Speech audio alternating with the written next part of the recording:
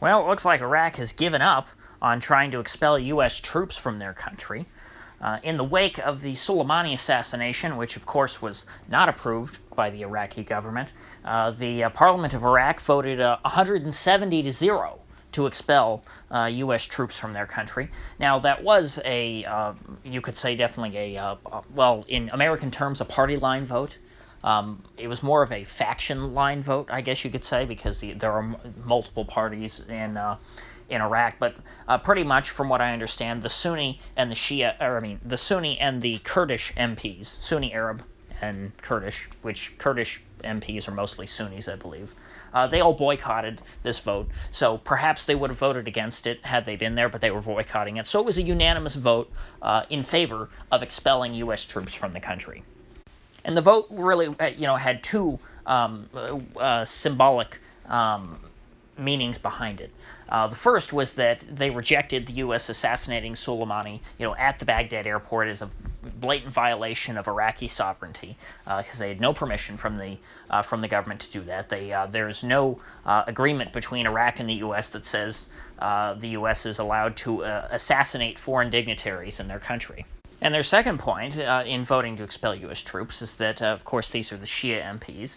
They're voting to say that, hey, we are buddies with Iran, not America. We don't like you, America. We like Iran. And they were chanting, pro-Iran slogans and, down with America and up with Soleimani or something like that.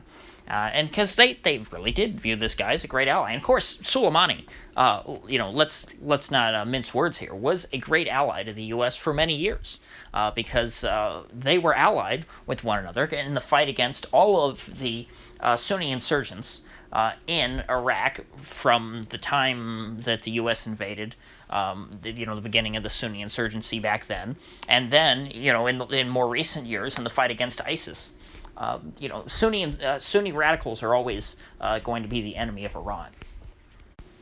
And, of course, the enemy of the Iraqi Shia Arab population. Or at least of their leaders, let's say. I don't want to say that somehow that these 170 politicians truly represent the interests of all Shia Arabs in Iraq. That would be, I'm not a fan of democracy. I in no way think that politicians have the best interests of their constituents at heart. So anyway, after this big vote and telling the U.S. you got to go home, the U.S.'s response was, well, we're not leaving.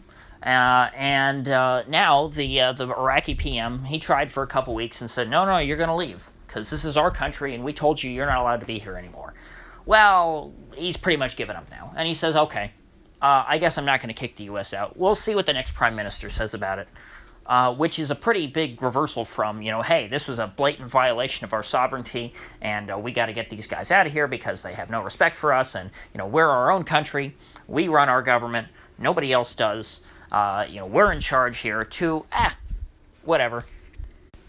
Now, he is in a pretty good position, though, to do this, to say, oh, well, I'll just leave it up to the next prime minister, because before all this happened, this guy, is it Abdul-Mahdi? I always forget. He has a hyphenated last name, and I think it's Abdul-Mahdi is his full name.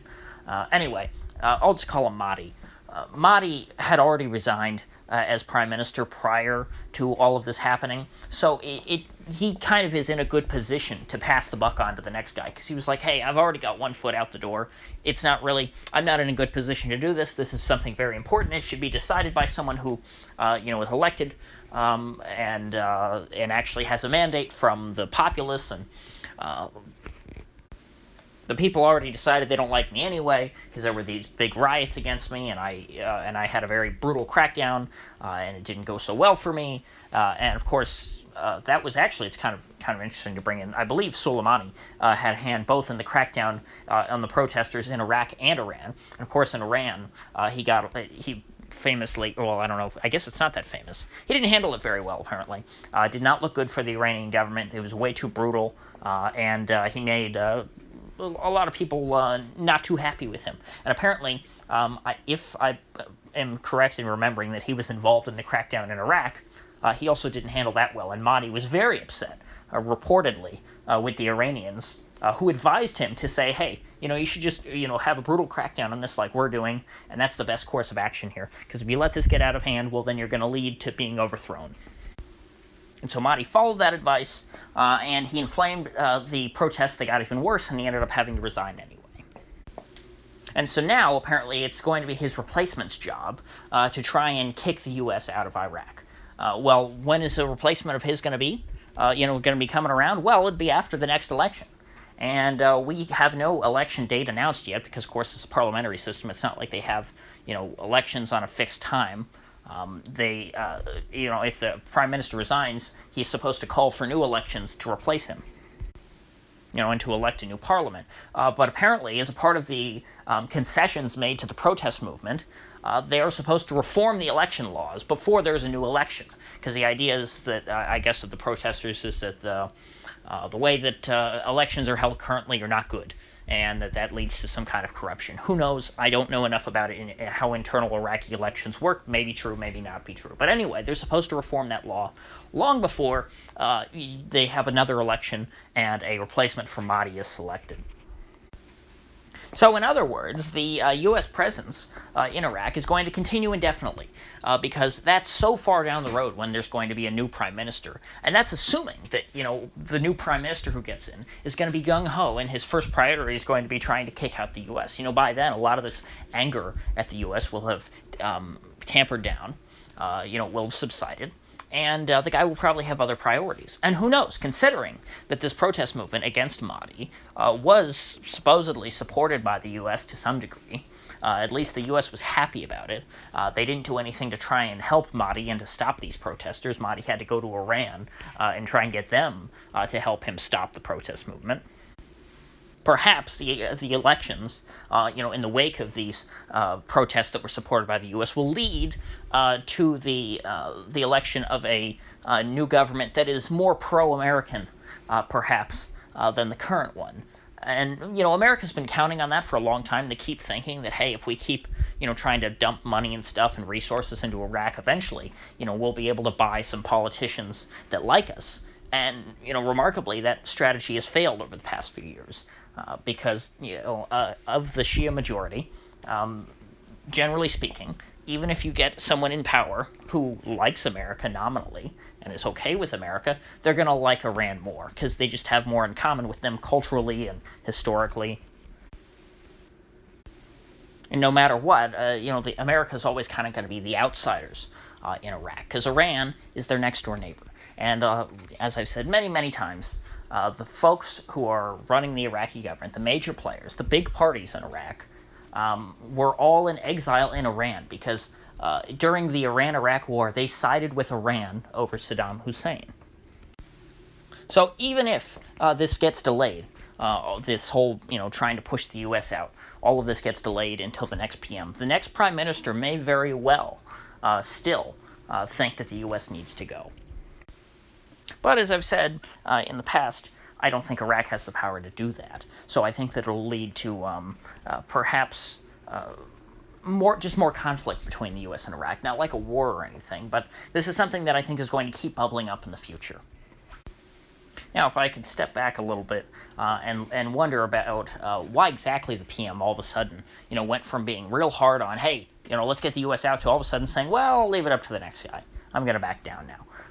If I had to guess why he's backing down so pathetically, I'd have to imagine that he was scared off by Trump's sanctions threat. Trump has been threatening to put crippling sanctions on Iraq that, in Trump's words, would make the sanctions on Iran look tame, quite frankly, which I thought was kind of funny. But apparently the Iraqis took it very seriously, and the sanctions that were being proposed would pretty much cripple the Iraqi economy and lead to a collapse of their economy and likely their government. So it would be a quick, rip the Band-Aid off regime change solution. Now, of course, in the event that Trump actually did that, I don't think that we'd get a regime that we were particularly happy with. I think things are probably better off the way they are, to where you have at least some government in Iraq. And also, considering that Trump was, essentially saying that we should do to Iraq the same thing that Jimmy Carter did to Iran, which is withhold all their money that is kept in the United States, which apparently is 90% of their treasury. It probably would lead to the the birth of a regime which is very anti-American and probably much more pro-Iran than ever before. So I guess it's probably best for everyone involved that the Prime Minister of Iraq decided to back down and was successfully scared off by the sanctions threat. However, the fact that he did so, though, proves once and for all that Iraq is not a sovereign country. Iraq is a sort of a dueling satellite, always caught in the orbit of either Iran or the U.S., never really able to go its own way out here in outer space. So with that said, if you gained anything of value out of this video, I'd appreciate you clicking that like button and sharing this video. And if you haven't already, please do subscribe because I do upload every day and I'd hate to have you miss one. So I'll see you folks back here tomorrow.